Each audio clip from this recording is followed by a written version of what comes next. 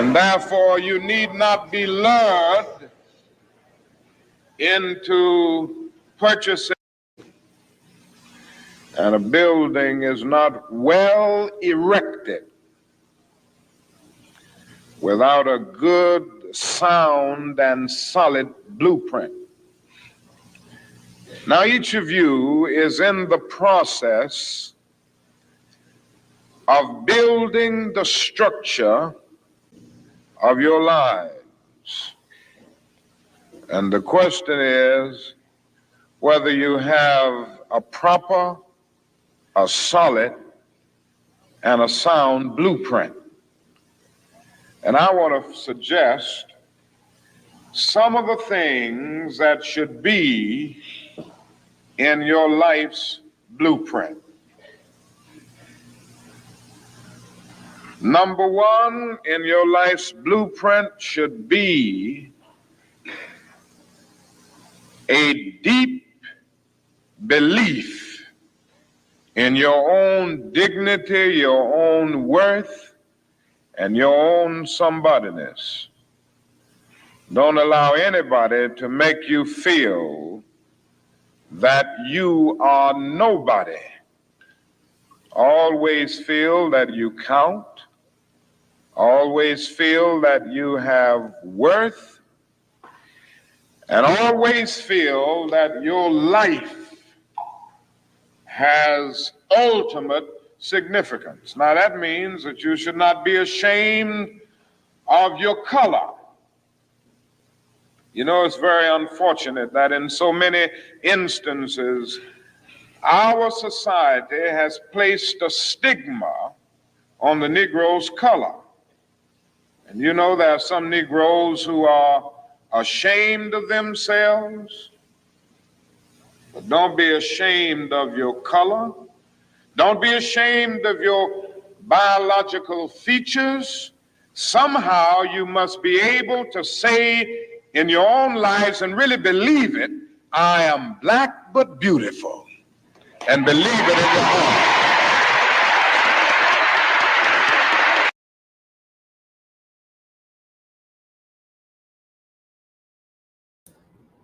What is good, my people? We are live, back again with another live broadcast on the forecast. What's going on, Cassidra? How you doing today? I'm good. What's going on? Nothing much. Ready for another one. Yep. You had a good day today? I did. Yes, sir. Everything's everything. That's what's up. Yep. Yeah, I'm glad to be back on here with you today, Cassidra. And today is another important topic, something that needs to be discussed a lot more, because we'd be a lot better off if we did this for ourselves and then for the next generation coming up. You know what I'm saying? Yeah, absolutely. Much needed conversations. Yep. Now, Cassidra, you know how I do it. Before people get in here, now some of it may make you mad, but it's black people. It's not other people. It's us. Okay. You want to see it? Absolutely, yeah. Go ahead, do you? All right. So just to give it a little bit of time for people to come in here, I want to show you. Now look at this room full of black people crying and worshiping a white Jesus in the casket. Oh my Jesus! Oh God, please! Oh, wow! Oh my God! I need to take a blood pressure pill for gas. You might fall for a little bit because you know how we do. Oh goodness, go ahead. Check it out. Watch this. I seen that. I just went right past it. I swear. What is going on? Is that a statue? Yeah, a statue of a white Jesus, or it might be a dude. I don't know. What the hell? That's a statue.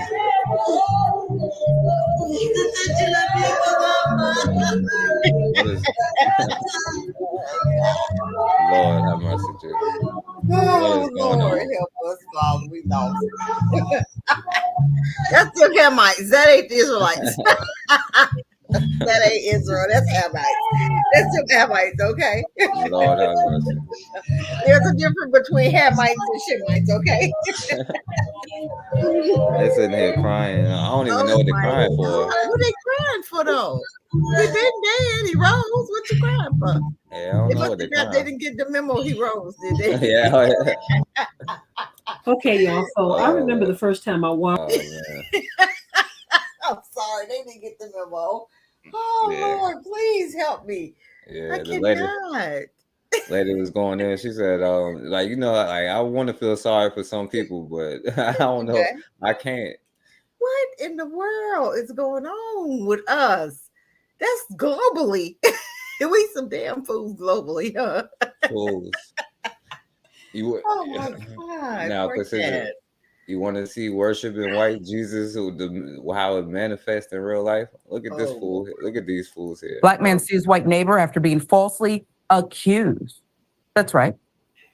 John Marks on the left. Okay. There he is. 40-year-old black man has filed civil rights lawsuit against the city of Manville, Texas, and its police officers, alleging he was falsely arrested for sexually assaulting his white neighbor.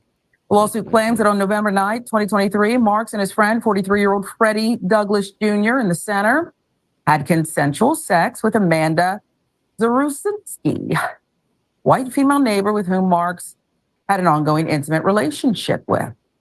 In Marks's pool, it happened during a celebration at his new home. All right. Well, the El Campo Leader News reported Zaruzinski, probably Zaruzinski, filed a police report a week later claiming she was held against her will and that both men sexually violated her or attempted to violate her over a several-hour time period that night and into the next morning.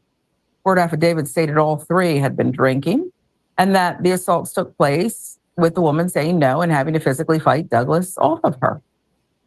Marks further accuses Zaruzinski of malicious prosecution, falsely reporting to the police that she had been sexually assaulted and kidnapped by him, which led to his arrest. Prosecution caused him mental anguish, as well as damage to his personal and professional reputation. The black dude was a cop too. Atlanta Black Star Marks was arrested December 7th, 2023, charged with aggravated sexual assault and aggravated kidnapping, felonies that can result in prison sentences from 5 to 99 years. Oh my God. Douglas was also arrested, fired from his job as a police detective in El Campo. I hope Both men were jailed and later released on bond, protesting their. Because this might be what they was crying for in the first one about the. I hope it the nasty stank stuff was worth it. He didn't lost everything. Lord, he didn't lost everything.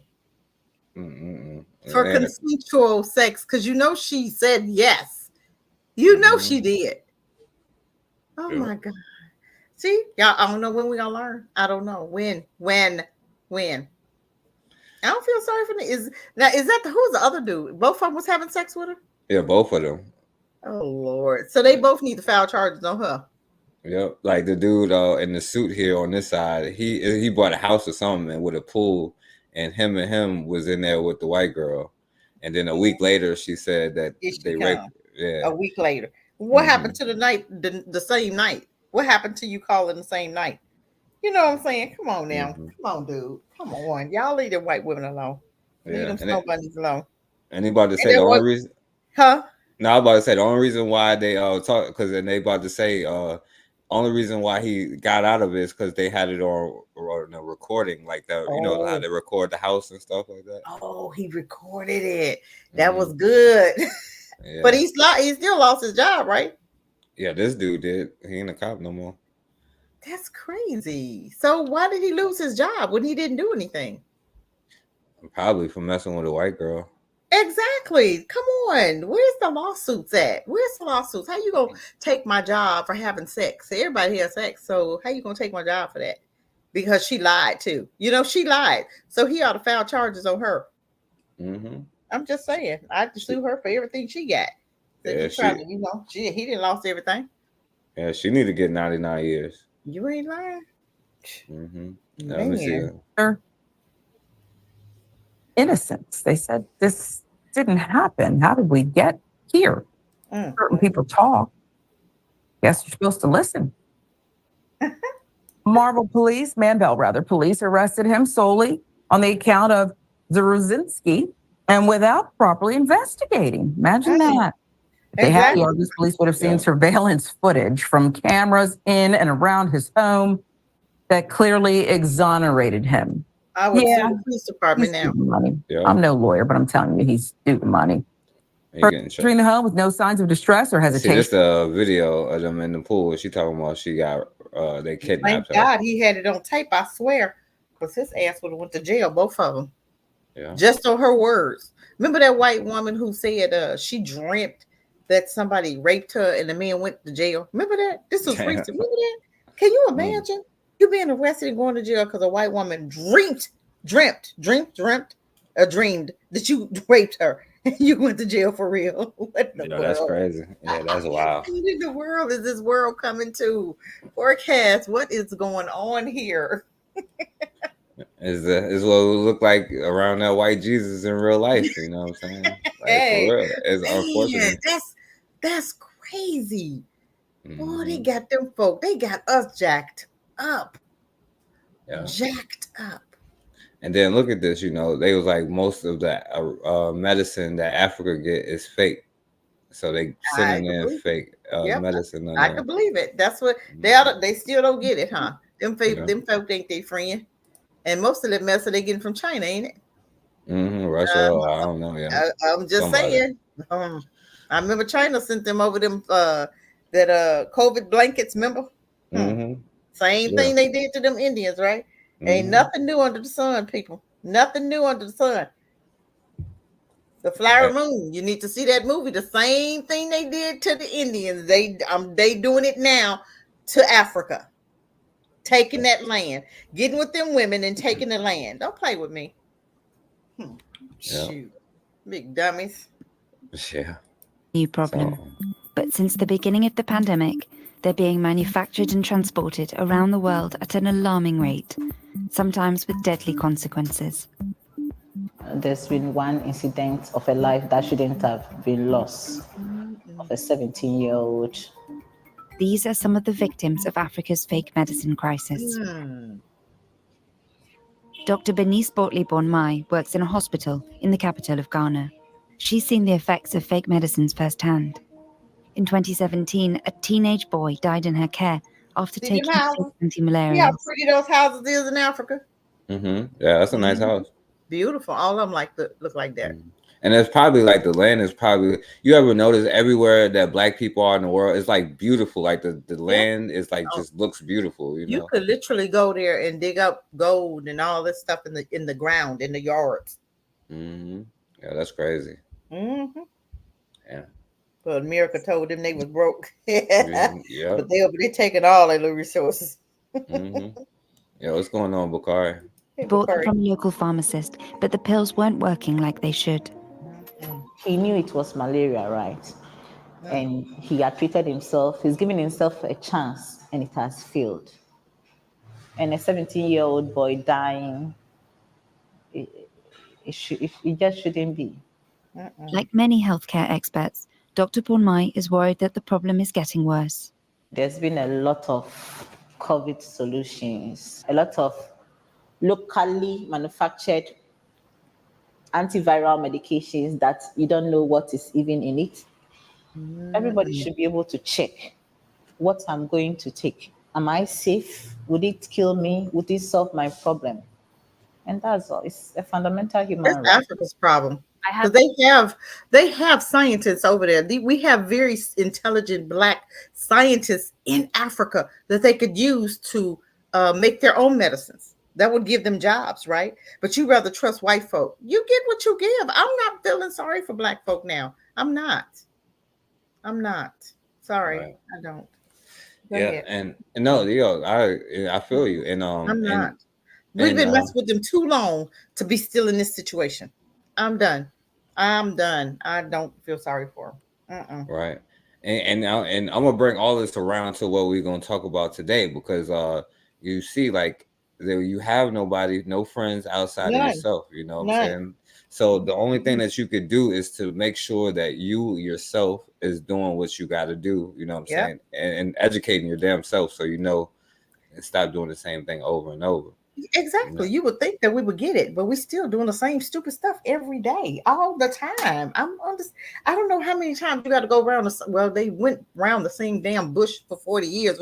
What you expect? Right. Ooh, didn't we pass that like 2 years ago and kept going 40 years around the same? Who does that? What the hell? What's going on? Yeah. Come on, God. And so, like you said, and a lot of that stuff, it does cost money to create your own jobs. But you could do it. It's not an excuse, but it's making a plan to do Your these government things can, to your make it happen. government's getting enough Right. money to be able to do that. Right. They can Exactly. create that themselves. Right. Instead of you taking your money, spending it, and buying stuff from China, people you know don't like you. What's wrong? We've been around them long enough to know how they operate and how they roll. They're getting worse. Now everything is being exposed about them. Everything is being exposed right now about them. There's nothing good that they're going to do for Black people. Nothing. Yeah. So when we gonna get it?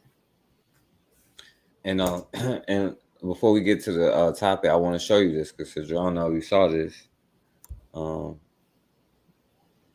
So in California tonight, a bill in the state legislature is causing national controversy. Should undocumented immigrants be allowed to receive money from the state to help buy their first home? ABC 10's Jeannie Nguyen is in studio tonight with more on what's been proposed and why it's so controversial. Alex, buying a home here in California is difficult and expensive.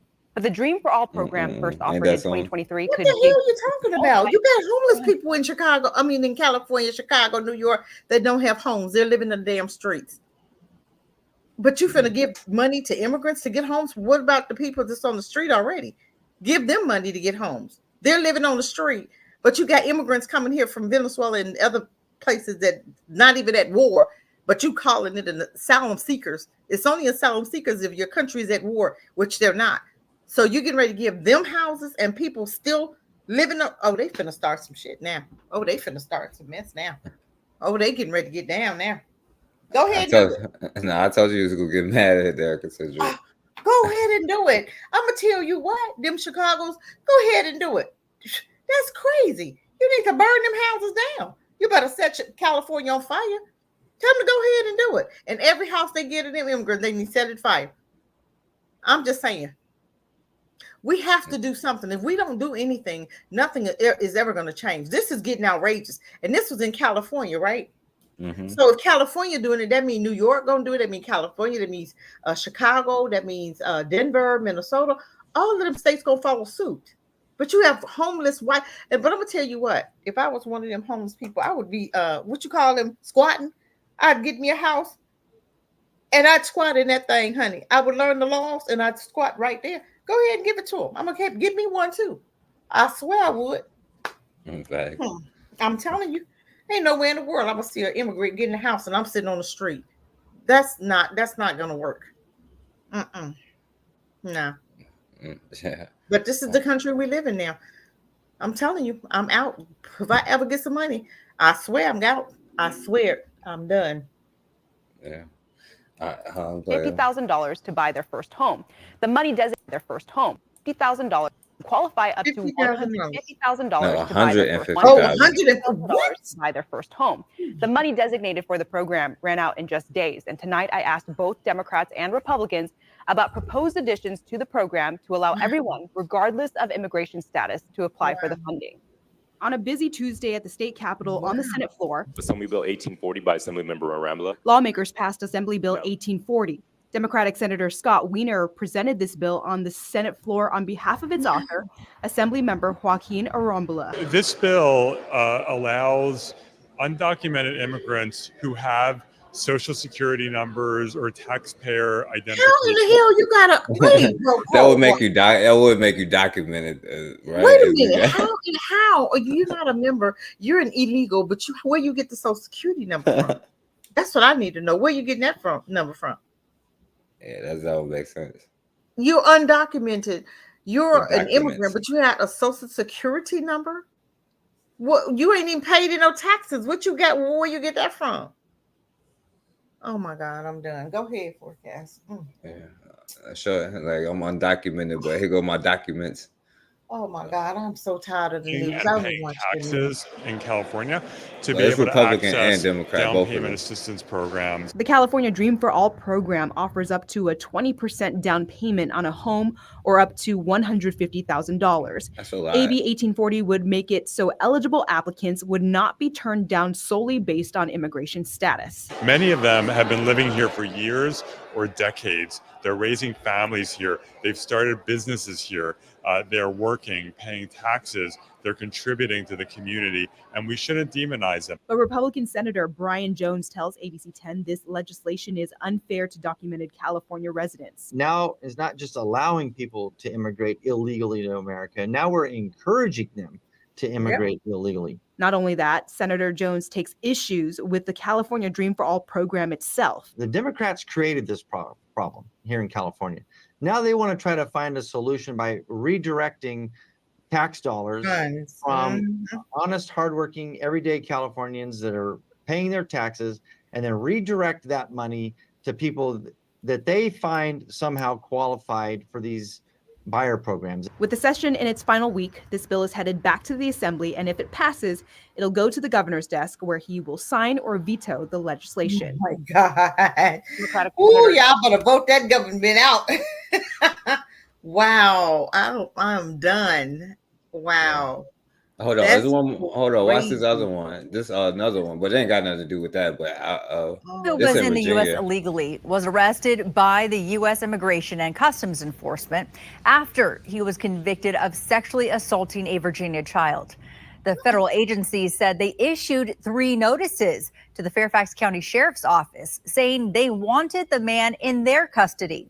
ICE says the sheriff refused to honor the immigration detainers, but the sheriff's office told 7 News that is not accurate. 7 News reporter Nick Minock has this story in Fairfax. New tonight, 7 News has learned Jose Fabrizio Vezaga Vargas was initially charged in May with sexual abuse of a child and a felony in Fairfax County. Following the 2 charges, court documents revealed the felony charge was no pros. The court suspended all 6 months of his sentence. Following Vezaga, 6 months he got sentenced for violating a child, but then it got suspended after that. Hold on, let me see why. We let now criminals that's raping babies now, huh? Where's her mom? Where's her family at? Where's the baby's family? I mean, when the law don't do what they supposed to do, you have every God-given right to defend your family, period. Period. Fact. So you can sit there and let him whoop-de-doop-de-doo if you want to. That's on you. That's on you. That's on you. Fly, Freddie, fly. Go ahead. Yeah. They issued an immigration detainer. ICE says Vezaga Vargas is a non-U.S. citizen who entered the country illegally near El Paso, Texas last year. But ICE says the Fairfax County Sheriff's Office refused to honor the detainer and release Vezaga Vargas back into the community. In a letter, Sheriff Stacey Kincaid explained why she does not honor ICE detainers. She also signed a policy that went into effect this year that instructs her deputies to release inmates who are in the U.S. illegally to the street on their scheduled release date without notification to ICE. It's a policy the Washington, D.C. ICE ERO Field Office Director said is unfortunate. I think any time that an individual is allowed to be released after committing an offense and they're Black folk, you going to jail. Communities to if we survive their encounter, they don't shoot us first. Black folk, you're going to jail if you don't die first. But immigrants can rape and get off and get sentenced, squashed, and so there's no laws, right? Just when it comes to us, everybody else can do what the hell they want to do, as long as you just don't look like us. Ain't that something? That's a first, huh? Yeah. Lawless America, huh? Lawless America toward everybody else but Black folk. Okay. Offend, to re-victimize, and to abscond and circumvent the immigration laws and the criminal justice system, that's a failure. And so I hope that can be corrected. Vezaga Vargas was arrested 2 more times this year. On August 8th, Fairfax County Police arrested him and charged him with a DWI. On August 15th, Fairfax County Police charged him with 7 counts of felony possession of child pornography and felony possession of obscene material with a minor. ICE announced in a press release. He needs to be gone. He needs to be closed eyes permanently. He nasty. Yeah. He nasty. Bringing that disgusting stuff over here, you know. Exactly. Well, it ain't like it ain't already over here. Yeah. That's you know, he joining right on. That's why they let him go, because they know what they doing. Mm-hmm. But you better not walk across the street in the wrong area, boy. That's all I know. You ain't lying. Let him on into jail and see what happened. Don't let him up in there. Oh my goodness, I am done. What? This is lawless America. Get your guns, Annie. Get your gun. What the hell? That's crazy. You know, we don't have no laws, no nothing for them. No nothing for them. Didn't Lisa say the same thing, that they was doing crimes and they were just letting them go? What in the world? That's crazy. I guess they'd have to move all the black folks out of jail and put them in there. That's why they ain't got no room for them, huh? Right. They got all the black folk in jail. I am done. Oh my God, this is crazy. And I know you know where Fairfax is. I used to live down in that area. And Woodbridge. When I first got here, I lived in Woodbridge. Yeah. Mm-hmm. So that's why I wanted to show you that. But wow, that's crazy. I would never be up in Fairfax and Indiana. They don't understand. They don't understand. It's a redneck bill. Yeah, I would never be up in there. Never. Yeah, it's redneck. Once you leave outside like certain areas, it's just like rednecks, like Confederate flags everywhere. That's Fairfax is not Annandale, Fairfax. That's not a black. You know, that's not for us. Right. There's some black folk that live there, but I wouldn't dare. Yeah, you might not want to talk to those black people either. I'm just saying. Yeah, you ain't kidding. But yeah. So, you know, we see like how we have no. Like, of course, like you see how they're getting the money for the houses and stuff like that, right? Which is why it's important for us to realize, right? We have no friends. Nobody's coming to save us. We have to do the things ourselves and teach it to the next generation to give them the hope. We don't seem to be getting that though, folks, because we waiting. We still don't get it, because every 4 years we look for a savior and we go, oh yeah, she's going to do it for us. Every 4 years we do that. We've been doing that for 70 years. Every 4 years we've been, oh yeah, Democrats got us. Oh, they're gonna save us. Oh my God. And we get disappointed, we get mad. You know, you see all these immigrants coming in Chicago, and you still got people in Chicago talking about they're gonna vote for her. What the hell? What is wrong with us? I swear there's something wrong with us. It's got to be the water. I don't know what, we need our water tested or food or something tested. Because I swear there was a drug like this that was a movie I watched. It was on a movie, right? And it was a drug. You could go up here and slap somebody. You could do whatever you wanted to that person. That person would not have the God-given sense to hit you back. They would just, you know, walk away and act like nothing. And I really believe that they have put that in our food. And I even wrote down what the name of the drug, because I want to do more research on it, but I can't find it. But I'm gonna have to pull up that movie. But I want to. There's something wrong. This is not normal behavior. It's not. It's not normal behavior to be just laxy daisy. I mean, come on. Even a kindergarten will slap the hell out you. Mm-hmm. We got grown folks just looking and turning the other cheek and like, okay, well, you know, well, what? Yeah, you gotta you gotta send me that movie too. Yeah, man, that's crazy. Mm-hmm. Oh, but so yeah, Cassidra, because last time we was talking about you know, this retirement plan, you know, doing the things that 30, you know what I'm saying? And it's crazy because you don't see a lot of black people on here talking about this, you know. You don't talk. You don't hear a whole lot of black folk talking about retiring. When my husband retired, you know, him and I have been talking about it. When he retired, a lot of his friends, a lot of his coworkers that were white said, man, you retired? How old are you? They're thinking about 70. You know, my thing is, why don't you retire, get your pension, and then you can work another job.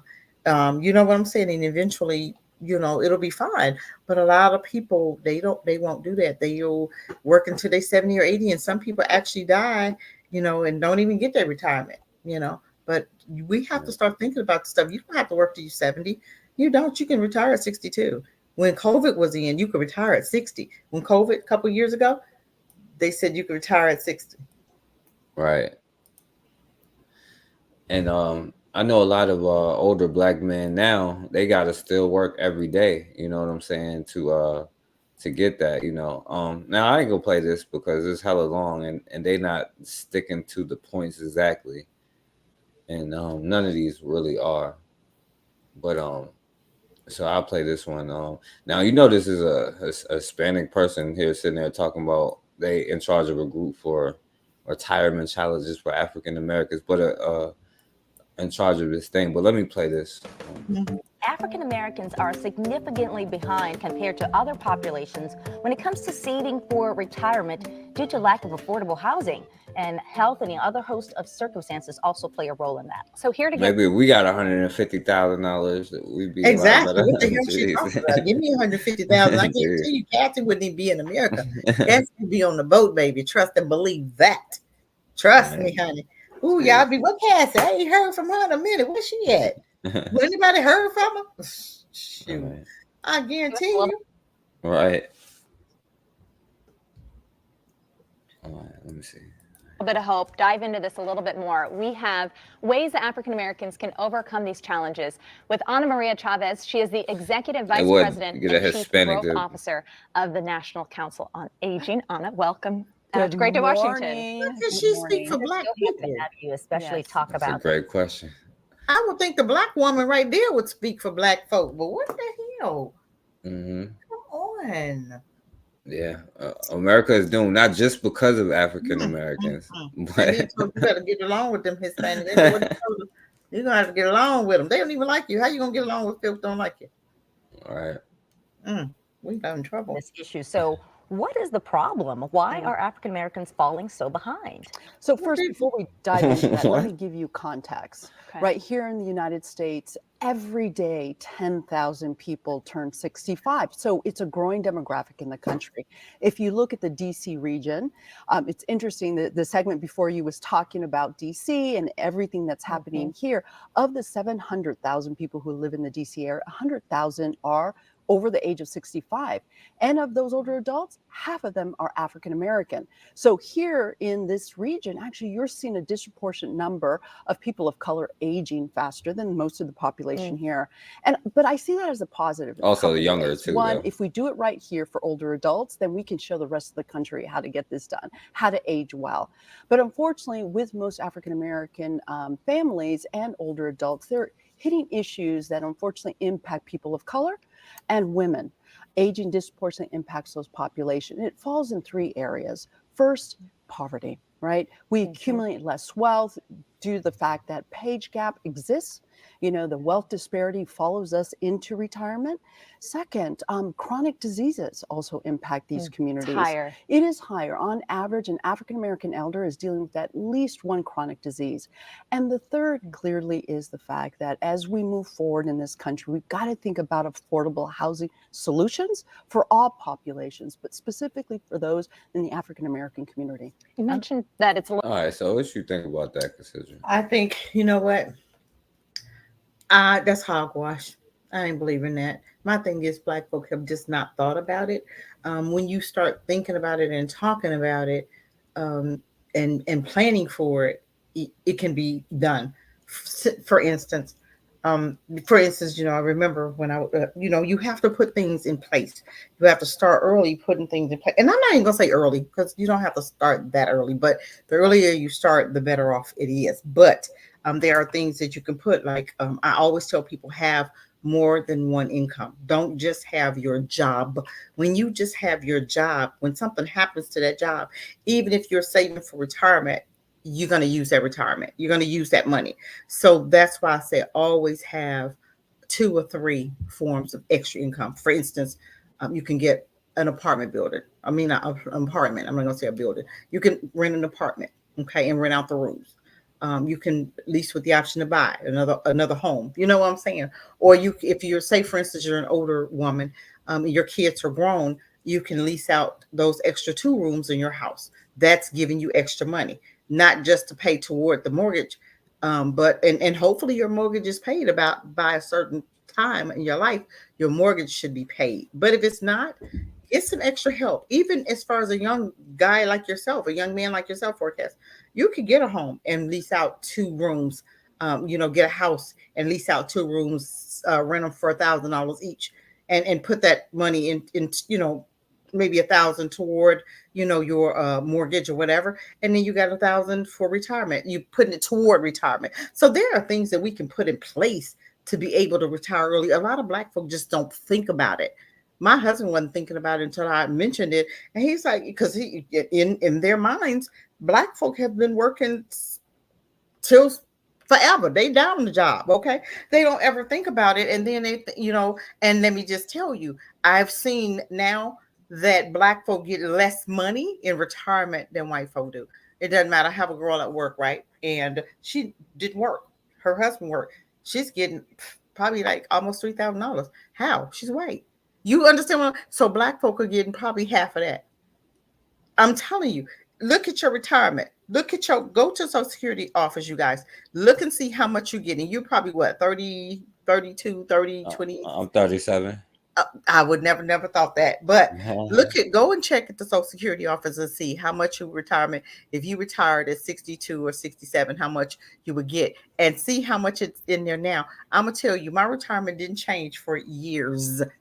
And I've had amazing jobs, right? And I kept looking, and I asked the people, how are they doing this? But they're just saying, okay, this is at what age Black folk will get this, at what age you're gonna get that. I'm telling you, they're just putting everybody, lumping you in one lump sum, unless you've had a government job or something like that. But I'm telling you, Black folk making a whole lot less than white folk in retirement. That's another reason why Black folk can't retire, or they don't think they can retire. But my thing is, sometimes you have to downsize. Sometimes you have to retire in another cheaper location. For instance, my thing is, I want to retire in Africa. I'd love to, and I wouldn't have no problem with my retirement because it's going to cover everything. Okay, or get you a camper. Retire in a camper. What's the problem with you getting, especially some people have land that was passed down from their family and that land just being empty. Why would you let that land stay empty? Why? Put you a camper or something on it for now. I'm just saying, to downsize and kind of get your bearings together. Get you some extra little money. You know what I'm saying? If I have an apartment, right, and I'm renting that apartment, and I done sold my house, and I'm over here, and I got an RV somewhere, and I got my retirement coming in, don't you think that's gonna look pretty good? Don't you think? I'm not paying for a $1,500 apartment. Why would you live in a $1,500 apartment when you retire and you're a senior, and that's gonna take half of your retirement? My girlfriend is she's on disability, right? And her house note is almost more than what she's retired. I'm like, why would you do that? Why? It makes no sense to have a house note that's more than your check. That means every month you're broke. You know what I'm saying? She's got, kids. I said, what are you gonna do when them kids leave? What are you gonna do when your kids leave? You're gonna have to downsize. Why you got a whole house? Why can't you just get a 1-bedroom apartment somewhere cheaper? And you don't even have to, you can go to Mexico. Mexico, my daughter paid $600 for a 1-bedroom apartment in Mexico. $600. I'm just saying. Other white folk are going to other countries to live. Costa Rica, rent was what? $400 there? $300? $400? Come on. Say, for instance, you get $1,500 and you go to Costa Rica and you pay $300 for rent. And then you don't even have a car, you got a little moped because that's all you need because everything is right there. You understand? You see you see how much you just saved? And you still have money. You still have money left over in a month. Stop thinking that you always have to retire in America. America's too expensive for Black folk to retire. So why not sell your house? Or don't even do that. Lease it with the option. Lease it out. Lease it with the option to buy. Or lease it out. And you could still live in another country. These are just some ideas. But I don't believe what she's saying. There are so many ways to retire. So many ways. That's just a few. No, yeah, I agree with you, and I'll say this, because I know a lot of especially Black men that be working at like really at retirement age, like which there is no retirement age. It shouldn't be, but based off their system, like the retirement age, a lot of Black men working having conditions, and then they work so damn hard. I'm like, what are you doing? That's not even your stuff, like. Yeah. And then you see the Hispanic people coming in there, they be bullshitting all day, you know what I'm saying? And they. And I'm like, yo, y'all, and then it just baffles me because the Black men, I'm like, what are they paying you, gold or something? Are they giving you part of the company? No, they ain't giving you none of that stuff, and you ready but they to killing sacrifice themselves, and I'm like, and don't be off. They don't take no vacation. They don't take no sick time. They don't take no. They don't go away for holidays. They don't go away for weekends. White folk go away all the time. I have a friend right at work, and I was like, it's time to, it's time to do something, it's time to retire, and blah, blah. And she looked at me and she's like, Cassie, what are you talking about retiring? I'm like, she's like 67, right? I'm like, what are you waiting for? I'd have been gone. I said, what? And then she'll complain all day about and I'm looking at her like, you complaining when all you got to do is say adios, I'm out. Period. But she's getting money. She could retire at any moment and she'll be comfortable. And I'm like, why are you still here? What's going on? It's scared. Just don't want to give it up. I'm like, shoot. Yeah. People got on my nerves as much as they get on yours, child. Please, I'd have been gone, honey. They'd have looked at me. I'd have been in my car driving off. They'd be like, "Where Cassie going?" Right. I don't tolerate a whole lot of nonsense. I don't. I don't work hard. I don't tolerate a lot of stuff. Yeah. But see, I wish I had known what I know now. I wish I had known when I was your age. Because I'd have been retired. I would 40. I'd have been out. No later than 45. I swear, I'd have been gone. Yeah, and that's my thing, because like I didn't even start learning stuff. Like I got on here probably when I was like 29, 30, or around, like probably like I've been on here probably like 8-9 years now, And if I would have knew half of this stuff, like, because I didn't even learn about half of the business stuff, like with you, and then Matron showed me stuff.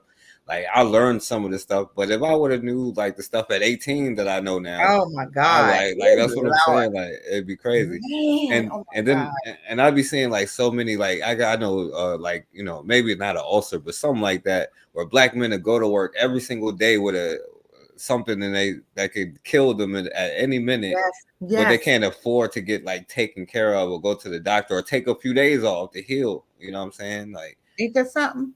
That's crazy. You'll kill yourself for somebody else's job. Yeah.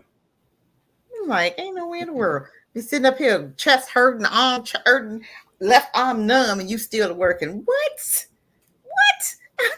I don't understand it. I'm like, why are you working that hard for somebody else's stuff? Don't ever work harder for theirs than you do for yours. Mm-hmm. Exactly. Imagine if you put that energy for yourself. Oh my God, yes. Oh my Lord, yes. So all right, let me play this next one, and then after this, I want to, because it was something important that we need to talk about from the root, but I want to play this one first, though. Who are very wealthy, who do, oh my God, I can't build wealth. The system was rigged for black people. I'm not saying black people, we have obstacles to get over, but daggone it, when are we gonna start looking into the things that we're doing, the decisions that we're making that's preventing us from getting there? We can talk about systemic racism. We can talk about the obstacles that we're faced just simply because we are black people. I get that. I'm with that. But daggone it, what decisions are we making that's preventing us from building wealth and being able to pass down legacy to our children's children? Mm-hmm. Oh, what are we doing? Don't come to me talking about I can't build wealth and you got a $700 car note. God. Oh, Lord, help us. What in the hell?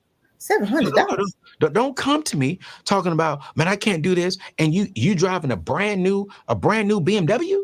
You could have went and bought a 4-year-old BMW, the same body style, exactly, the same functions, but you want that new car smell.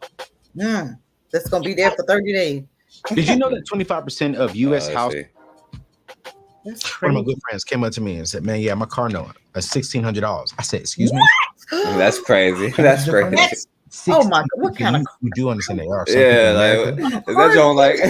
that joint like transporting you? Like you teleporting you to where you gotta go? What kind of car is that? $100. Oh my God! Please on here. I hope ain't nobody spending that much. Please, y'all, don't spend $500 and $600, $400 and $500. I'm gonna say $400 and $500 and $600 for a car note. Please don't.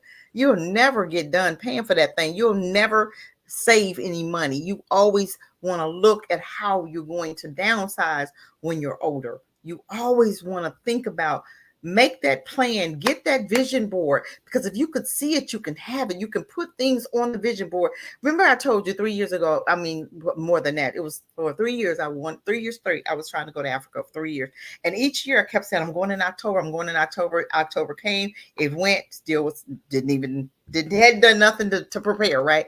And then another year came and I'm saying it, October came and went, and I was like, well, damn, I really want to go. What am I doing?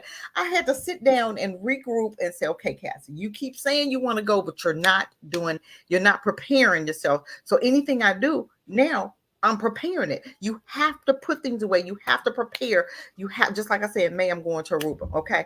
Me and my husband going to Aruba. Okay. Now we got to start doing some things to get there. I can't say it, but I'm not putting nothing away to get there. Right. So you got to be putting stuff away. You got to make it make sense. Start investing in foreign currencies, you guys. Start investing in foreign currencies. I'm telling you, different countries, like you can do the Vietnam dong, okay? You can go, and that's nothing. You can buy that for, oh God, maybe you can get $1 million of that for probably what, $200, $250. I'm telling you, you guys, we have to start doing better. Put away as much as you can. Start smoke. Teach your children now to save. My granddaughter, get her allowance, or she works a little part-time, like on weekends. I said, well, take $10 and put it aside. It's not much, but I'm teaching her how to save. Put it aside, don't spend it. Teach your children how to budget. Teach them how to watch prices at the grocery store. I'll go to the grocery store, and if I see the same thing, but I see one that might be equated and the other one, I'm going to buy it. You know what I'm saying? I'm not always going to spend top dollar. For what? It does the same thing. So we have to learn how to save our money. Everybody on here should be having at least $50.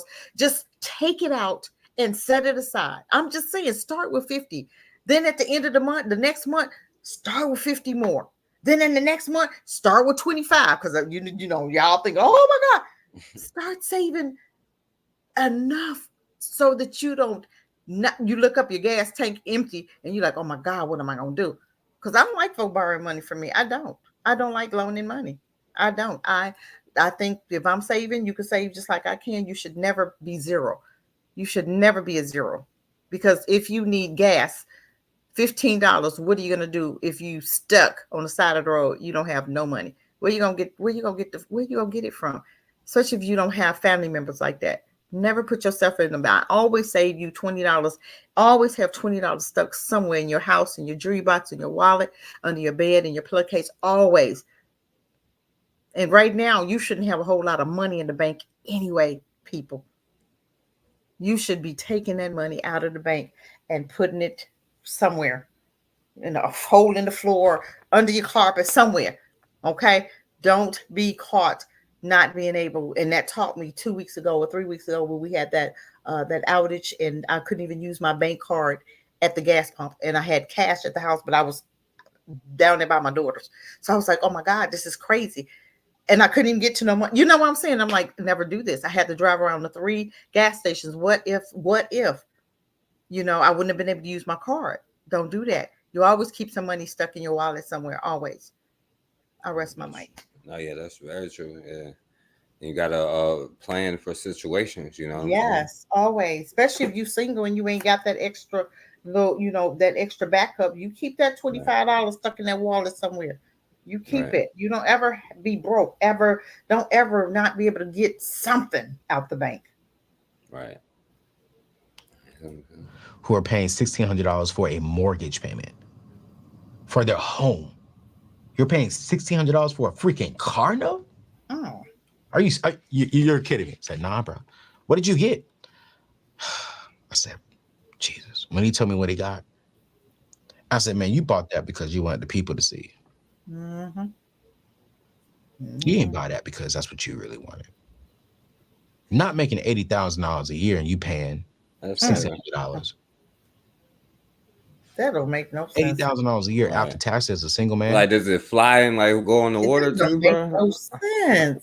That don't. What are you doing? Yeah, that's crazy. What kind of man is that? He ain't got a pot. I guarantee you that nigga still living in his mama's basement. I guarantee you it. I guarantee you it. He don't even have his own place. You couldn't possibly have your own place paying $1,600. You living in that damn car. Yeah. And unless it's like a truck that you make money with or something, you know what I'm saying? But like now, not a pickup truck. I'm talking about a truck, like a dump truck, like a dump truck or a regular, you know what I'm saying?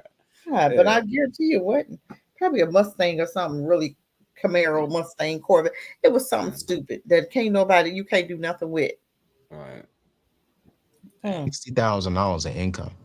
$60,000 is like what? Only like $4,000 or $5,000 a month. There's no way in heck I'm giving $1,600 in a car note, not including car insurance on that car. That's $2,000 a month going towards a vehicle. Oh my A God. vehicle. Let me go. Here's how you also know you're ahead of the game. You're not living paycheck to paycheck. Right. Right. Yep. You see, people with a $1,600, $2,000 car note, I would say the majority of them are living paycheck to paycheck. Here's why I will say the majority of them, because there are some people who are very wealthy who do not want to pay cash for their car, so they can honestly afford to pay cash for the car, but they choose not to pay cash for the car, so they have a car note. I respect it. Not going to knock them. Not something that I would do. But if that's what they want to do, totally cool. Respect it. But the majority of people who are actually paying that kind of car note, they're stressed. They're living paycheck. And this is like $400, $500. Like most people ain't got no $1,600 car note, but you also got a mortgage and all these type of things that you didn't plan for. Probably. I guarantee you that person is living with his mama. I'm telling you, he ain't got no $600 car note and got no house. He can't afford it. There's no way. And probably don't have no kids. He living right in his mama's basement. So yes, he can afford a $1,600 car note because he's not paying no other bills. But even if you doing $60,000 a year, you getting what's that about? Yeah, about $4,000, maybe $5,000 a month, but still, that's crazy. That's $1,600. That's $2,000 gone, and you got $3,000 left. And by the time you do $1,500 house note, then you do groceries, gas. You ain't got no money. You're living from paycheck to paycheck. That's crazy.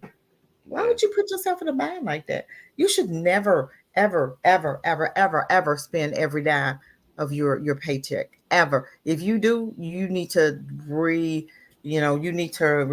something, because you're doing something. You either eating out too much, or you splurging, you just spending money, you ain't thinking about it, you just buying, you just doing frivolous, you giving it away. Your friend call you, hey man, I need $100. Okay, here. Your child call, I need $100. You know what I'm saying? You're doing some crazy stuff, because if you doing what you need to do, and you guys are, especially if you have a mate, you guys are working together, you could save at least half of your paycheck. If you guys are if you guys are doing what you need to do. I'm saying, just come on, you guys. $1,600, that's crazy. Yeah, that's ridiculous, And a lot of people do struggle with like $400-$500 ones, $600 ones, that's crazy. $500 or $600. I mean, $360 to me is high. $360. Anything over Lord, $325. I'm just saying, I don't have a car note. I'm just saying, me too. My Jeep is paid off. Okay, I'm like, and this gonna stay like that. And I tell you, I'm gonna drive that thing to the wheel. Right. I'm gonna drive it till the wheels fall off of that mug. You hear me?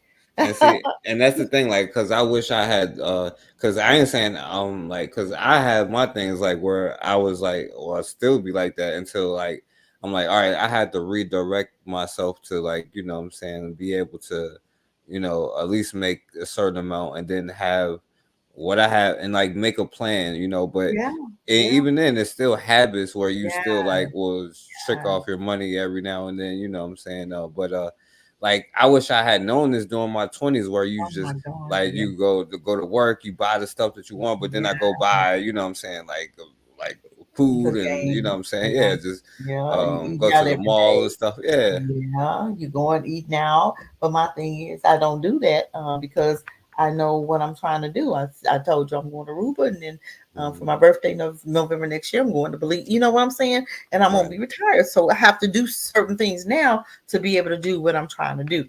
So no, I'm not gonna splurge. I don't. clothes. You know what I'm saying? I get clothes, but it's gonna be on sale. You know what I'm saying? Because I like to change out outfits every season. You know, I don't like to wear the same stuff because I get tired of the same stuff. That's just me. I get tired. I mean, how many? You know, I love Sheins. I love Sheins. My husband loves Temu, but I love Sheins. But I'm just saying. But I don't. But I'm not a shopper every day, every week. I'm not buying a new purse. No, I'm not getting my nails done. I'm not doing. No. I do my own nails. I do, I have locks, so I do get my hair done, but that's once every 6 weeks. You know what I'm saying? So I budget my money so that I can be able to do what I'm trying to do here. I want a property. When I go to Aruba, I want to be able to look for, and I'm gonna lease. If everything goes right, I'm trying to do something when we go to Aruba. Okay, so I'm saving now for that. And then when I go to Belize, I'm gonna save. So every place that I go, I'm trying to make some things happen there because I don't want to retire in America, and rather it be wherever. It could be in Belize for a minute, 6 months. It could be in Aruba for 6 months. I don't know, but I know it's not going to be in America at all. So just know, November next year, January that following year, I will not be in America. I am going to retire, and I've already talked to my husband. Let's travel, and let's see where we want to go. Yes, we have a house. Okay, we can lease that out. And that's extra money right there. You understand what I'm saying? So we're constantly building on our retirement portfolio.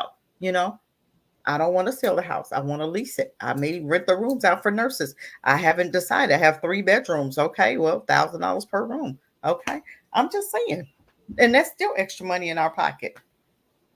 So you gotta put a plan together. You have to put a plan together. Never have just your income. There's not enough money working a job to be able to retire early. You have to invest in some type of property, or I'm just saying that's the biggest thing that I know. Airbnb, renting out rooms. I know other people, just say if, for instance, forecast you're a truck driver. So that's money right there because you make good money. You just have to budget it. You make very good money. You just have to budget it. And you can do extra jobs, import, export. You have your own business doing that. You could be driving trucks, pulling trailers, cars and dropping them off in different places. You could do that, So, I mean, it's so many things because you have that CDO. So you could be, hey, it could be very nice for you. You could be making money, good money.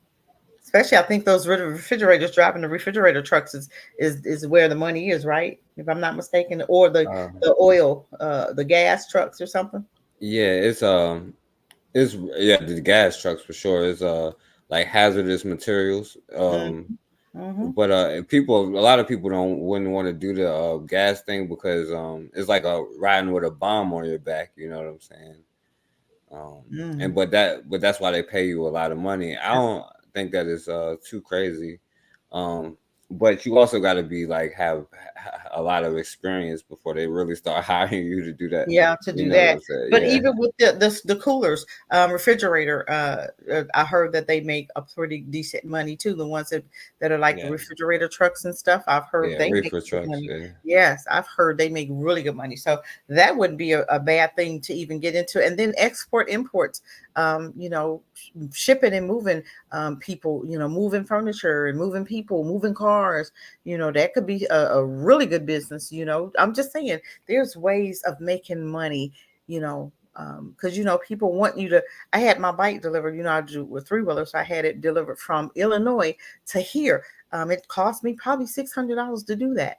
But I had it moved, and I'm just saying he was able to do mine. And he had a trailer where he did several bikes. He did like 4 bikes, but he had different places he was taking them. So I'm just saying there is money in travel, in transportation. There is, there's money. Yeah, that's definitely. And I know it's like a lot of more experience, but let me play a little bit more on this one. Paycheck. So the fourth sign that you're financially outpacing your peers is breaking free from the paycheck to paycheck cycle. If you're able to cover all of your monthly expenses and still have money left over to save, invest, or spend on your passions, you're in a much better position than those who are barely making ends meet, you guys. When they're dehydrated. It's true. It's true. Just like I tell people, if you got to work and you don't have a talent, you got to get you something like working in a jail or working at the post office. Make sure it's where you're going to make some money, the high end money. You know what I'm saying? Not a CNA. I'm just saying, I don't want to be a CNA and making $12 an hour, $15 an hour. That's crazy. And you're working like a dog. I'm just saying, I'm not down in anybody's job. I'm just saying, just if you got to work at one job, make it work, make it count. Yeah, and because I was talking to somebody about this, because I was like, with the truck thing, and I was watching somebody. They was like, how I saved all of this money, and I met somebody who did this. He had all of these cars and nice house, and he just got hella money because he built his business. But he lived in his truck for like 2 or 3 years. Like, I was thinking about that forecast. I swear I would. I swear I would. I swear I would, just so I can save some money to get ahead. And then you can have that money to invest in what you get you a property, get you several properties. I'm just saying you could have properties overseas. I'm not saying even buy a property in the US. It's so expensive.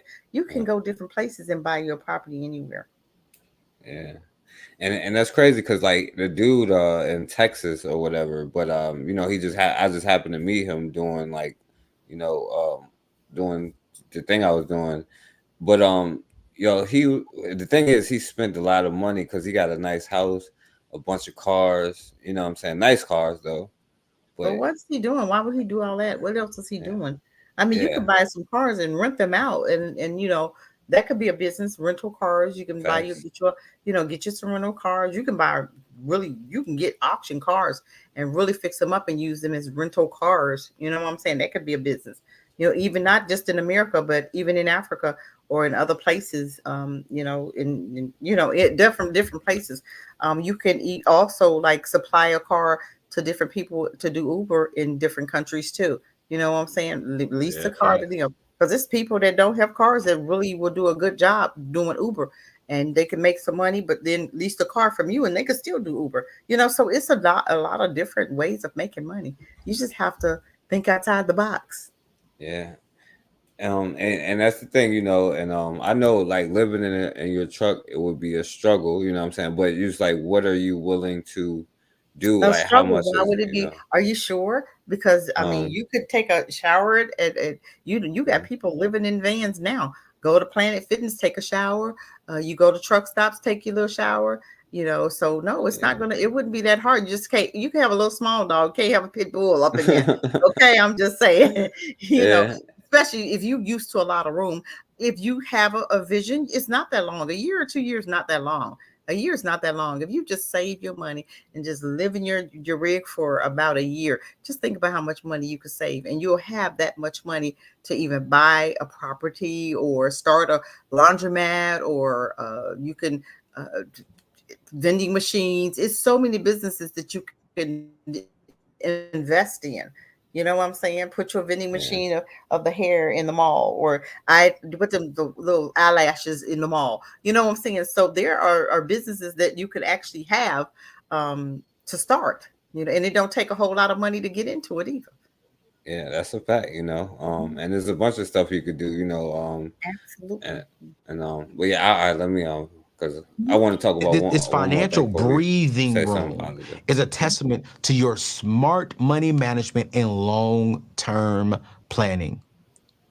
Recent study came out and said it's like nearly right around 70%. I'm reading studies. I see some that says 68% are living paycheck to paycheck. I've seen some studies that says, hey, we're right around 70. I think it was like 77%. So I'm going to say ballpark figure. Let's just say ballpark figure in the middle. 3/4 of people in America today are living paycheck to paycheck. And why are we living paycheck to paycheck? Let's be real. Let's be real. Let's have a conversation. I'm gonna lean back on this one. Make sure they can still hear me, CJ. If I need to move the mic, I'm gonna move the mic because I want them to hear me. I don't want to sit up on this one. You know what I'm saying? They can hear me? Okay, cool, great. We're living paycheck to paycheck because of you. You're living paycheck to paycheck because you have not sat down and said, okay, cool. Where am I going? How am I going to get there? What's the strategies for building wealth? And here's the truth. You can't tell yourself no. Why are you living paycheck to paycheck? It's because you can't tell your girlfriend no, brothers.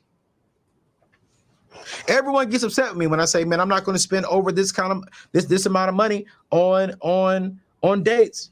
I went viral the other day because I said, hey, listen, I used to do that. I used to take my money out and go spend it on a chick.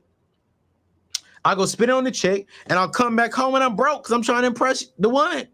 And all the ladies in the comments says, oh, he need healing. He need this. He need to get over that. You're right. I needed healing from myself. I didn't need healing from a woman. I needed to heal from the thoughts and I needed to heal from not respecting my own daggone self. And I want to say this, right? Because and that's the truth. Like, and this is not for every dude, but for damn near a lot of them. Like, what you're running from, what you're looking for, and that girl is what you're running from yourself, and you'll never find that. Like he said, it's healing for yourself. You looking for validation, you'll never get outside of yourself. So you tricking up all of your money, you know what I'm saying, doing all of these things, trying to get away from a feeling that you really just got to sit there and deal with, you know what I'm saying? Like he said, like we spend money on like the rims and, you know what I'm saying? Like, you know, we got songs like, oh, Chicken Head and all that stuff, you know what I'm saying? Where like, you know, some always on E, some, like whatever he said. But like all of that is like the trauma that we got built up in our thing where we got the keeping up with the Joneses, where we got to look like we are civilized for white folk and for everybody else, you know what I'm saying? Where we tricking up everything and ain't healing ourselves, us putting that time and energy, because all the stuff that Cassidra is talking about, it takes discipline to save money. And this is a thing that people don't talk about, the discipline to change your own life. You know what I'm saying? Like what you were saying, like you didn't believe the Hispanic girl saying this stuff about us, because we do have, it's just building up your discipline. I'm talking to me too. I got to build up my discipline and my courage to do stuff. You know what I'm saying? So, you want to say something, Cassidra? You know what? A lot of times it's us learning from childhood. Just like when I was young, my mom was a money waster. She would spend so much money and never saved, right? But I always knew how to save. I learned it from her because I was tired of, you know, she was borrowing money from me. I had aunts that was borrowing money from me because they were very bad money, right? But I taught my granddaughter, I'm teaching her now, save money, put money aside, don't spend up everything. Pay yourself. Buy something nice for yourself, even if, you know, a pair of socks, a nice, you know, something. I don't care. Get your a hair bow or something. I'm just saying, do something, but don't spend your car note. Don't spend your rent money. Pay your bills first. I tell everybody, pay your bills, pay your bills, pay your bills. I'm just saying, because don't sit up there and be outside when you just got paid and you ain't got money for your rent. Tell me why. I remember a long time ago, my daughter was dating this guy. This is back when she was probably a senior. And she said, oh, she, you know, had got her car. I got both my girls' cars, right? And I used to tell them, give me your money so I could pay the car note. I just wanted to make sure it was paid. So, and then I started teaching them how, but until I started giving it back to them for them to pay, my daughter came to me one day and she said, Mommy, it's so-and-so's birthday. I want to get him a birthday gift. And I said, well, where's your car note? You know, first. I mean, I don't know who you paying, you know, car notice due, right? And she said, well, I won't have enough to buy his gift. I said, well, you knew his birthday was coming up. That means you have to save every 2 weeks. If you know you're getting paid every 2 weeks, you save half. If you knew you went to pay, I don't know how much, I'm just saying a $50 gift, $100 gift, whatever. That meant you should have saved $25 last pay and 25 or last month. You should start saving because you knew his birthday was coming up and you know how much you get paid. So I didn't let her, you know, I'm like, no, your car notice due. And that right there has taught my daughter how to pay her bills first. You don't ever take your car note money. You don't ever take your rent money. You don't ever take your light bill money or your food bill money and give it to anybody. That gets paid first. And if somebody got their hands sticking out, you know, people love to borrow money. You either say, look, I don't loan money, especially if you have children. Very seldom did I loan money out. It was just because I was trying, you know, it was my kids, you know what I'm saying? So yeah, you have to learn how to budget. You have to be taught as children. And I rest. Yeah. All right, let me see. I think we're done with this. And I did just that. You're not. What am I going to do when having to work 2, 3? All right. Now, okay, the last thing we'll talk about, and then we'll go to positive stuff. Now, a friend of mine, I was talking, they was like, their nephew went to private school when they was like 7, 8 years old before they went back to public school, right? Now, at 7 and 8 years old, do you know what the little white kids was learning in that private school? They knew how to run their company at 7, 8 years old. They was on type of stuff that we never learned in public school. I don't care if you go to high school, whatever. You know what I'm saying? Like they literally teach, like how to control and run business. You know what I'm saying? Control industry. You know what I'm saying? And that's what they are there to groom them to take over industry. You know what I'm saying? And so they know these things before they're 10 years old. Absolutely. And that's why we should be teaching our children stocks and bonds and stuff, the stock market. You know what I'm saying? This is stuff that I remember my junior year, we had a teacher. I never forget him. He had us, he was teaching us how to have a business, right? And we were selling t-shirts. I'm telling you, that started me on a journey. I tell you, we were selling t-shirts to everybody in school, and we sold those t-shirts for $20, and we purchased those t-shirts and we actually gave them out. But we had made everybody in the classroom had so many t-shirts to sell, and we were selling them to the school, we were selling them to family members, and I'm telling you, we made so much money selling those t-shirts. But he showed us how in my junior year. I'll never forget that. I was like, oh my God, this was amazing. You know what I'm saying? But how many kids actually learned how to run their own business? How many? I mean, I was selling candy bars at what, 9th grade, 10th grade. My uncle had a store, and he was teaching me how, and I'd go there and work at the store sometimes. And I was like, man, this is going to be me. And I had candy bars, I had sodas and everything. I took them to high school. We didn't have vending machines in high school. So I sold candy bars, Snickers, Twix, all kind of stuff. Man, but that gift was in me all the time. My family just have business owners in the family, so every family has a gift. Get into your family's gift, understand what that gift is, and work your own business doing it. Period. Yeah. And of course, the U.S. School system, right, where that we go to, right, we don't learn these things because we are taught to be employees, right, to be another, in our case, N-word. You know what I'm saying? We are bred to be N-words. But so here we go. His name was Horace Mann. Horace Mann today is called the father of the American schooling. After witnessing the Prussian, I guess it don't matter. You met one European, you met all of them.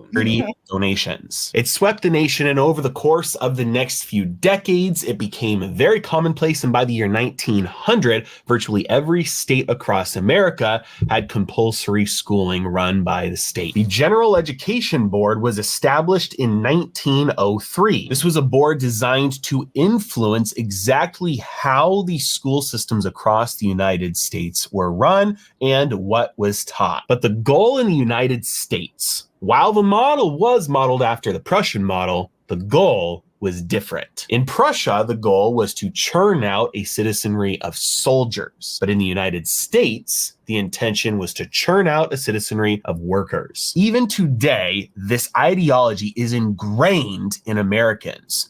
Go to school, get good grades, get a good job. That's it. That's the point. That's the entire reason behind the education system. It was designed from the ground up to churn out an entire nation of workers, employees who would work from the day they left school until the day they died, making the corporations they worked for rich. And by around 1910, for the first time in American history, we had an entire nation of employees, people who only knew how to become workers for somebody else, people who were not entrepreneurs, who were not business owners, who were not merchants, who were employees. They were trained from the beginning of schooling until the very end how to do one thing and one thing only: obey orders in terms of working, be an employee. Now, in case you thought that corporations were going to be the only ones having all the fun here, don't be fooled. The government is going to come in and take their cut in just about 3 years. Because in 1913, the 16th Amendment was passed that gave Congress the power to collect an income tax for the first time. Right as soon as we have an entire nation full of employees that are now working for other people for their entire lives, we now come in and tax it. So now with corporations and governments in bed together, there is no stopping this nationwide factory that we call public schooling, pumping out lifelong workers. This is why today, and we are unfortunately valuable dead or alive. Like, it's crazy. You know, we would make them money sitting in a jail cell and working in their plants, you know, all the same thing. What you think about that, Cassidra? I mean, that's true. How many times we were younger and that's what we were told. We were told to work, to what, get an education, go get a job. We weren't taught how to, we weren't taught to get our own business. We weren't taught. And you have a lot of children now. If you notice, they have gifts. And my thing is, even with my granddaughter, she can do hair, all the beauty, nails, hair. She, you know, but I used to take her to work with me way back. I contracted myself out in a nursing home and I did hair, right? And I would take her to work with me, right? And she loved it. So I bought her a mannequin and I started teaching her how. And that girl, she's my braider. Well, now I got locks now, but she was my braider for forever. And she was 9 braiding, you know, so she's always known how to do hair. And that's her gift. That's what she loves to do. I said, well, hey, I said, if you want to do it when you're older, then let's get a business. Let me buy you a building. You rent out the chairs. You can run it. You can do hair if you want to, but you run that. You charge per chair. If you have 8 chairs, you charge $150. How much is that a week? 8 times $150. I'm just saying. And then how much is that a month? That's what you do. You don't have to run it. You don't have to work it, but you can run it. But if you want to make an extra, $1 or $2, you can. But yeah, so that's my theory. And that's what we have to start getting back to, teaching our children what to do. Yeah. And that's the thing when we talk about schools it's not just about learning. It's about learning how to control your own self, control your own destiny. Yeah. And if you need to, control somebody else's, because before they come over here messing with you like make sure they don't, Exactly. And they learn all of this stuff in the private schools, how to run nations, how to control you, and you learn how to be controlled by them in their public schools, that you pay for out of your damn tax money. So if that makes anybody mad, I don't know. It should, but anyway, and look, I put planning for retirement at 30, and then look at everybody that comes up. It's goofy white boy, this goofy white boy. This is just an ad. It's not. I was gonna say, yeah, very many black people, do you? There's no black people. This is fool. It go a black person. Oh no, this is another ad, a sponsored thing. Ain't that something? An ad? Ain't that something? Okay, this is CBS News, but this from 10 years ago. Another goofy white boy. Ain't that something? So okay, this is the news too. So yeah. Okay, this is a black dude. This one black dude. Did you have a retirement plan? By age of 30, you should be thinking of what your retirement plan is. And of course, that means not even black. Investing in that retirement plan. You should have been putting some. So what you think about? So yeah, what you planning, financial planning for 30-year-olds, and we talked about all of it, but even as far as that, let's not forget that we also need to be having life insurance, family. A lot of black people don't have life insurance. When you gotta, you die all the time, and then you gotta go and get a GoFundMe. Hey, so and so died. GoFundMe. If you know that you're a drug dealer, why don't you have a plan? You know what I'm saying? Or even if you know that your children eventually, everybody's gonna leave here. You just don't want to look at it as being young, and you pray to God that nothing happens. But everybody needs to have a plan. A life insurance. Everybody. And some white folk even make the kids pay for it. All right. So I'm just saying, everybody should have a life insurance. And I know you can have life insurance where you can pay and borrow from that money. So don't think that, and that's what some people use to build. They, build homes or build whatever businesses, or they have that extra money because they'll take their life insurance and invest it and buy the home or buy the business or whatever it is they want. I ain't talking about taking and buying a car. Now, I mean something that's gonna make you money. right, and not spend money. All right. Right. Yeah. So all right. So let's to wrap it up. And now we was going to talk about financial independence, and but we ain't gonna play this because it's a little too long and all of that. But I'll play this brother's. Welcome back to Open Up Your New Me and let we will subscribers said, hey Richard, I have $10,000. What should I do with this $10,000? And I asked him 3 questions. I said, do you have an emergency fund? Mm-hmm. I said, do you have any consumer debt? And are you doing anything right now to invest, to build assets, so at some point you can get to financial freedom? And that's the 3 questions I would ask anybody that tells me that they have any amount of money and what should they do with it. It all starts with, are you in a position to take this money, invest it to build wealth? Now, I don't think you can do that unless you can answer the first 2 questions I asked him. Why is an emergency fund so important? Because we all hit financial bumps in the road at some point in our life.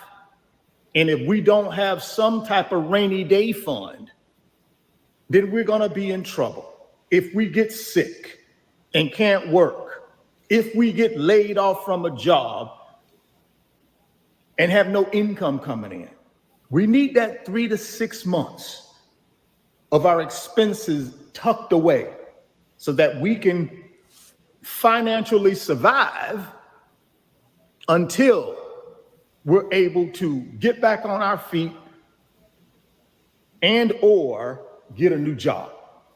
So the emergency fund is the first thing you should be doing. If you come in to any amount of money, you need to look at that emergency fund, that rainy day fund. And if it's not there, if it's not fully funded, 3 to 6 months of your expenses, guys, you should be funding that emergency fund first. The second question I asked him, do you have any consumer debt, specifically high interest rate credit card debt? And if you do, as I told him, you should be taking that money and paying down that high interest rate credit card debt. Why should you do that? Because we know the average credit card interest rate is around 25%. And if I got $5,000 in credit card debt, if I got $10,000 in credit card debt, if I got $20,000 in credit card debt, it would be in my best interest to take that money and pay off that 25% interest rate credit card debt. All right, so yeah, what you think about that though, Cassidra? Oh boy. He said pay it off, huh? Yeah, that's what he said. Well.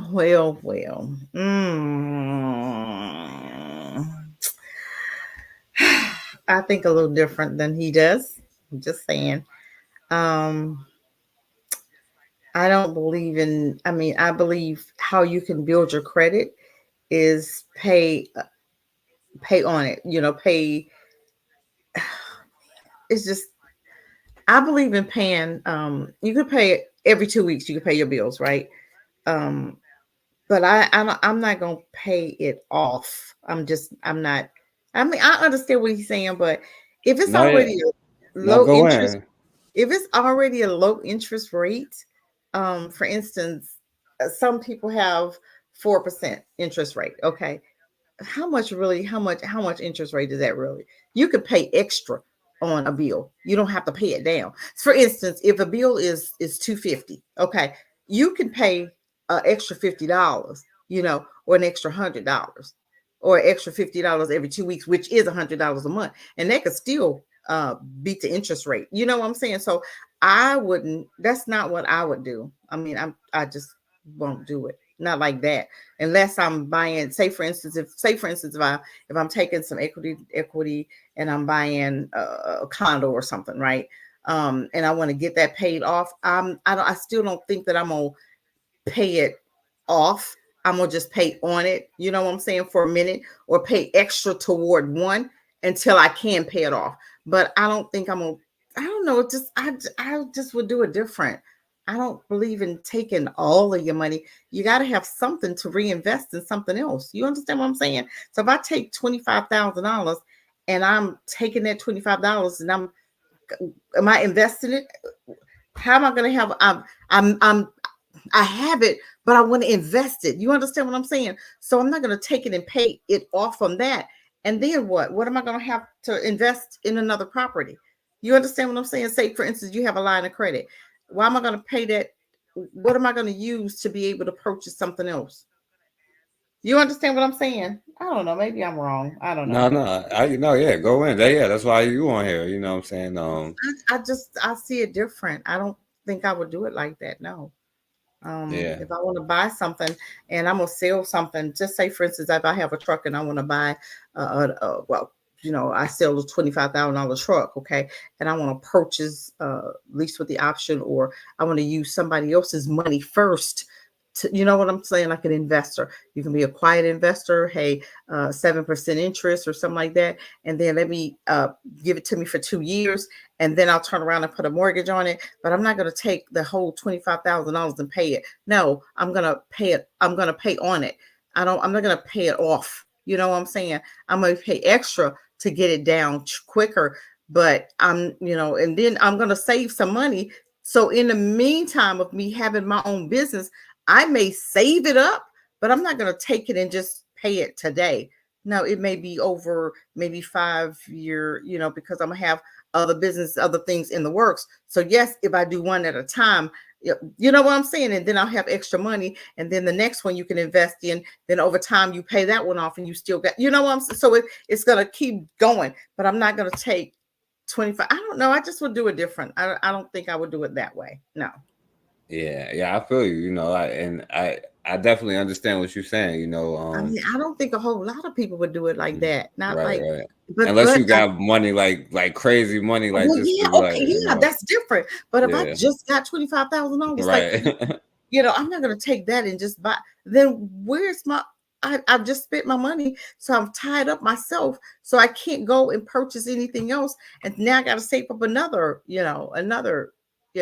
So why not just, for instance, pay something, pay something down on it. For instance, I seen a guy that wanted a food truck, right? So why not pay a lump sum on that and then pay, have your low notes, pay enough to where your notes could be really super low. And then you just pay a little extra and you're going to get it paid off eventually within 5 years, something like that, just depending on how you pay. So, and then you're going to be able to have more money with your business. But I'm not going to take all of that $25,000 and just pay on that one truck. And what about my extra? I don't have any extra. I've just spent up a whole lot of extra money, right? So where's that? I don't know. I wouldn't do it like that. But everybody does financial business different, Right, yeah. Everybody, that may work for him, but I just don't like to spend. I don't like to be broke with I don't want to spend every dime on paying off a bill. I don't believe in that. No, I'm not gonna have a bill $25,000 unless it's a house or well, I'm just saying not a house but an apartment or something. You know what I'm saying? A condo or something. It's gonna be a little higher than that, I know, but I'm not gonna take all of my $25,000 and pay a bill. No, I'm not doing that. No, that's not working. That don't make sense to me. And I know you already talked about it too. But you want to say anything when he was saying the emergency fund part? Oh God, I totally believe in an emergency fund. I totally believe that. Yes, I totally, and that's you not living paycheck to paycheck. You know what I'm saying? So yeah, I do totally believe in having emergency money. or just a savings period. If you don't have a savings, you guys, like I said, start small.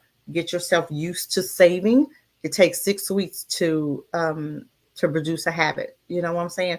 So if you start small, like $25, I know some people be, oh my God, $100, $200. Some people can save $200. If you could save $100 every 2 weeks, then do that. That's money. $200 a month is how much in 10 months? I'm just saying. You know what I'm saying? That's starting somewhere. And then just say, for instance, you might want to take that vacation next year. You can because you've saved that money. So start small, at least $20, at least $50, and then build it up. Like say, for instance, I may save $50 every 2 weeks. The next month, I may do $75 every 2 weeks. And then the next month, I may do $100 every 2 weeks. I'm increasing it because I'm getting used to I'm getting used to saving now, right? So now I want to save. But at first it's a little hard because you got to change your heart and change your mind to do something a little different. Yeah, and Bakari said he agree. That's one of the biggest mistakes he's ever made, using all his money. Oh no, I would never use all my money. You got to have something for a rainy day, and plus, you want to have a little investment. For instance, when I did the apartment, I saved some money, and I still save some for the next one. I don't want to just, I'm not going to take all of my money and spend it. You still got to pay. What happens if something, somebody don't pay or somebody move out? You got to have a little extra. You can't just have all your money tied up in nothing.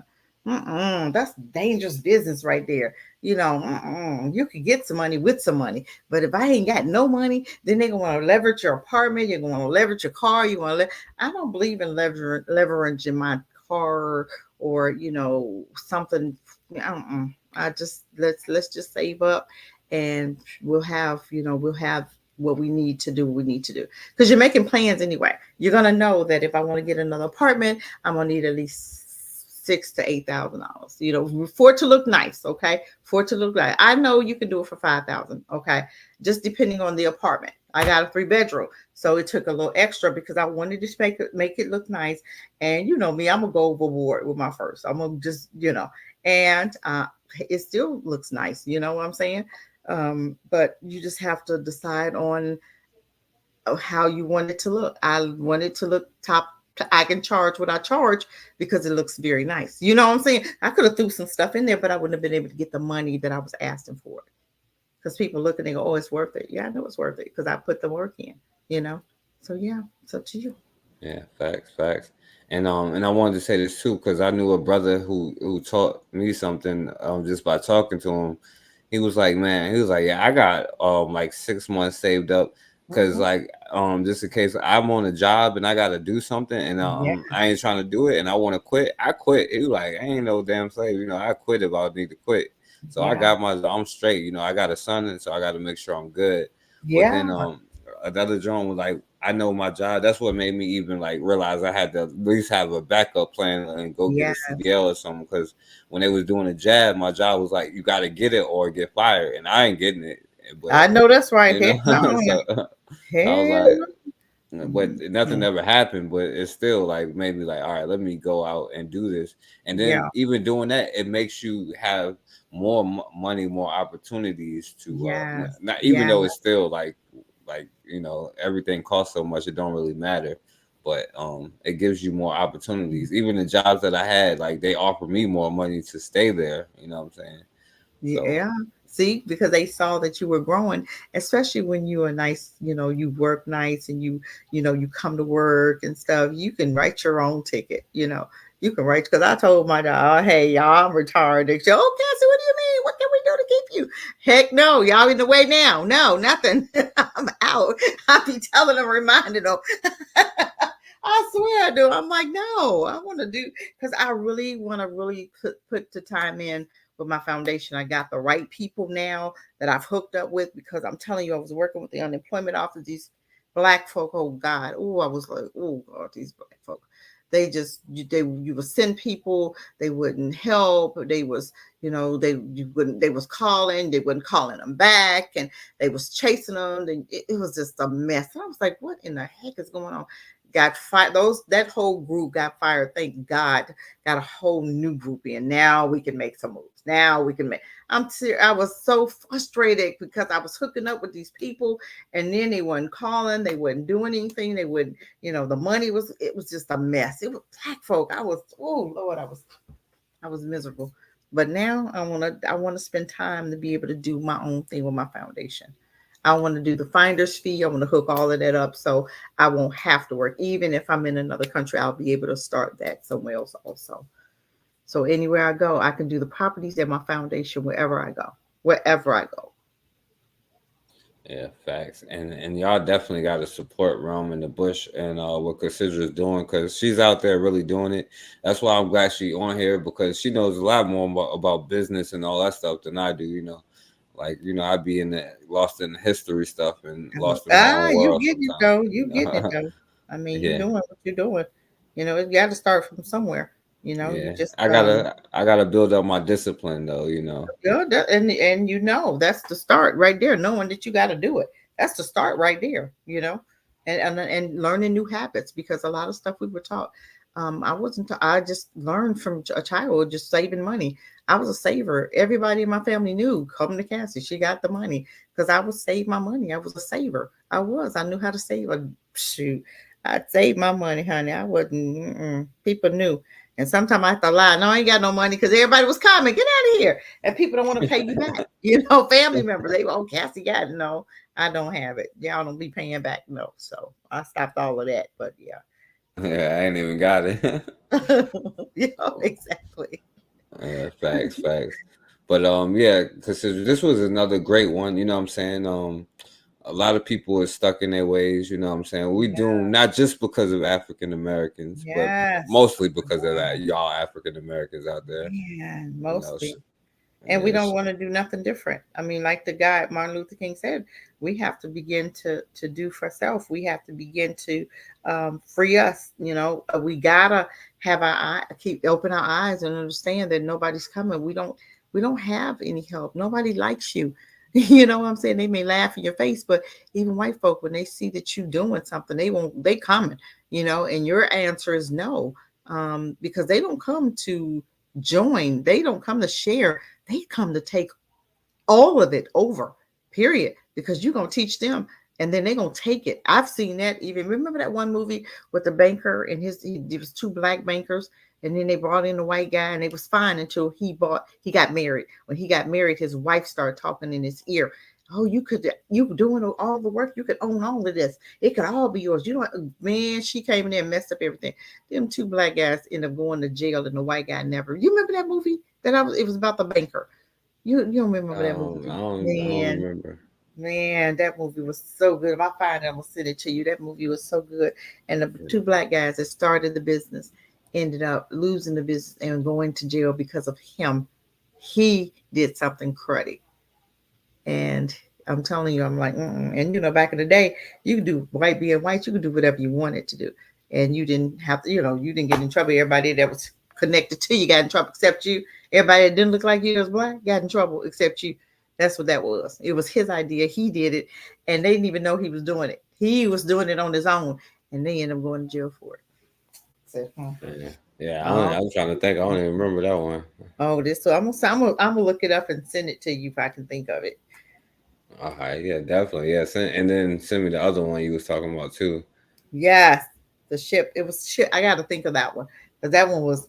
I seen that one way back. But I be coming up on some good movies though. But man, it's all about learning, Yeah.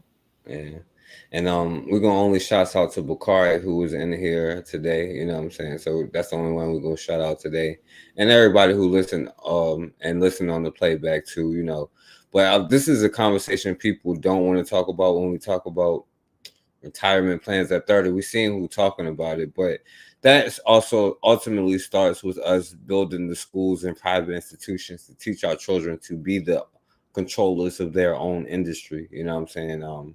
Because as long as we let other people control our industry and control everything, we might as well. It's like we are already doomed. So you got any final words you want to say about this though, Cassidra?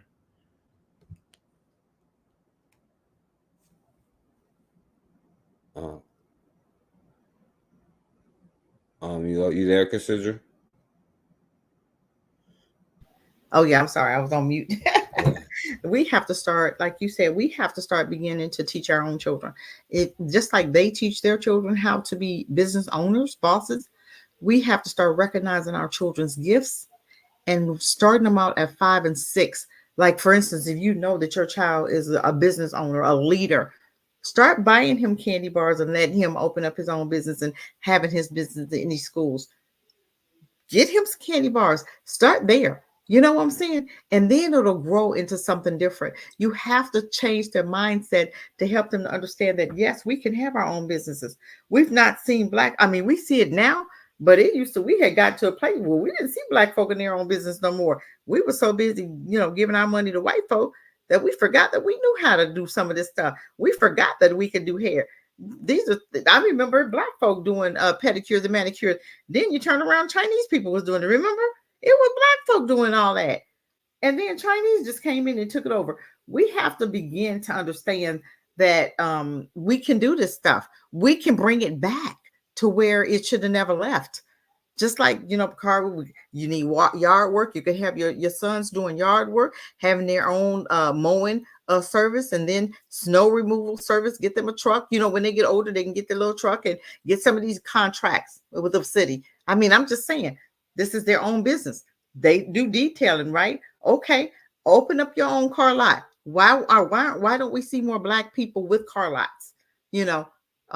Open up your own mechanics. If you know that your son is good at cars, start his business in your driveway. Get him one of them canopies and let him start working in the driveway. You understand what I'm saying? We have to start somewhere. You don't necessarily have to have a brick and mortar.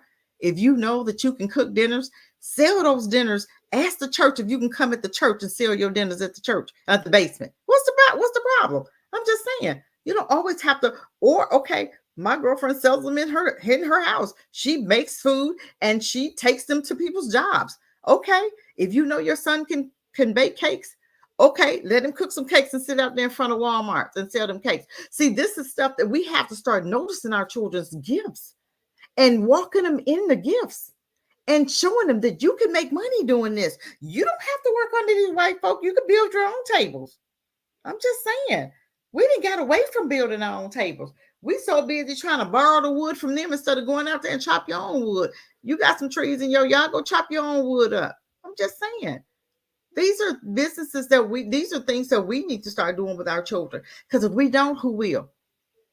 You start teaching them how to budget and start teaching them how to save. This is mandatory. Start teaching them how to put away money. Start teaching them how to look at the prices when they go to the store. Which one is cheaper? This is with my granddaughter. She got one grandmama that don't care, but she don't travel either. She don't do half of what I do. But she said, Grandma, you be budgeting. Yes, baby, we budget. Yes, because I love to travel. And I'm not finna buy, I can get the most expensive thing, but I'm not trying to impress nobody. Give me that $10, give me that $5 instead of spending $10 or $15 on something. I don't care. I still have an Android. My granddaughter laugh at me. I don't care. I can take a picture. I don't take that many pictures. So why would I spend thousands of dollars on a phone? No, I'm not doing that.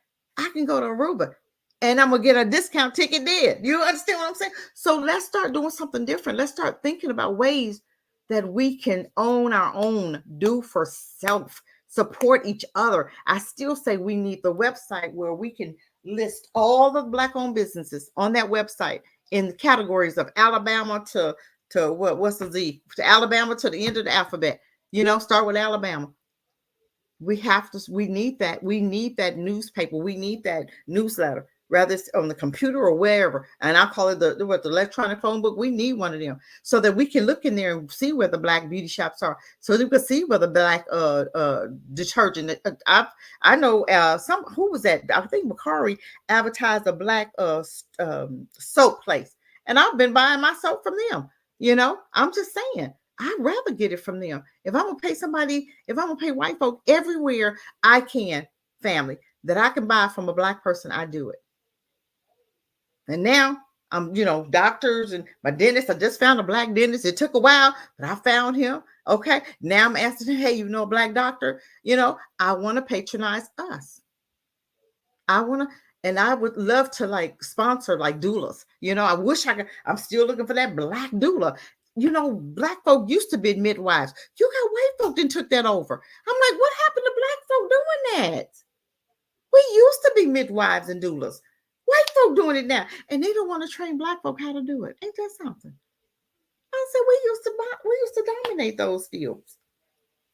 But thank you for tonight. I appreciate it. I just hope I hope we're learning. I hope we're listening. I hope we're getting a desire to want to do for self. I hope we are bringing up some topics that's hitting nerves so you can begin to think about how can I allow this to change my life? How can I retire early? How can I do something different? How can I stop working so hard for white folk?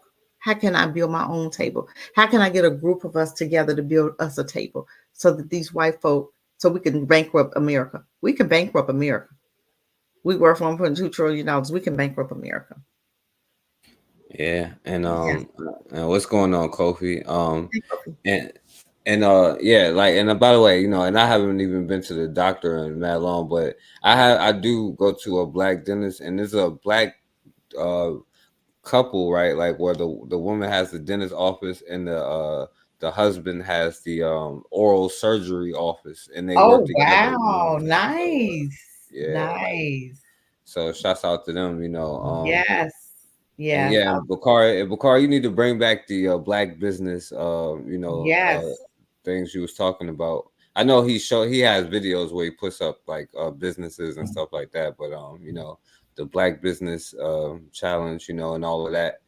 Because like you said, like I try to do everything that I can, if I can, that's black people stuff, you know what I'm saying? So to support it. And I agree with everything you said as far as, the businesses and, getting in all of that. So I appreciate you. Absolutely. I guess opportunity. I appreciate the opportunity. Yeah, and I appreciate you for coming on here. And you know how I do. I guess I'll let this be my last words for today. I'll let him have my last words because I agree with Cassidra last words. If it falls your lot to be a street sweeper, sweep streets like Michelangelo painted pictures, sweep streets like Beethoven composed music, sweep streets like Leontine Price sings before the Metropolitan Opera, and sweep streets like Shakespeare wrote poetry. Sweep streets so well that all the host of heaven and earth will have to pause and say, here lived a great street sweeper who swept his job well. Can't be a pine on the top of the hill, be a scrub in the valley. This was the part. But be the best little scrub on the side of the rill.